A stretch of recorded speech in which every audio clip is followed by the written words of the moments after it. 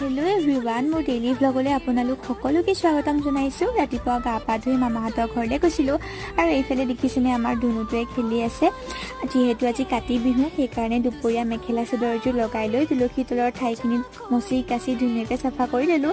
আৰু মোৰ ফালৰ পৰা সকলোলৈকে কাতি বিহুৰ বহুত বেছি শুভেচ্ছা থাকিলে।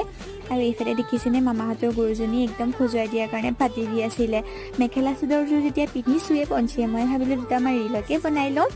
এইফালে আকৌ খুৰাই সন্ধিয়া প্ৰসাদ দিবৰ কাৰণে কলপাতো কাটি আছিলে আৰু সন্ধিয়াও হ'ল, যিহেতু দিনটো ছুটি সোনকালে আন্ধাৰ হৈ যায়। আৰু ময়ো তুলসীৰ তলত ধুনীয়াকৈ চাকি এগছ লগাই ল'লোঁ।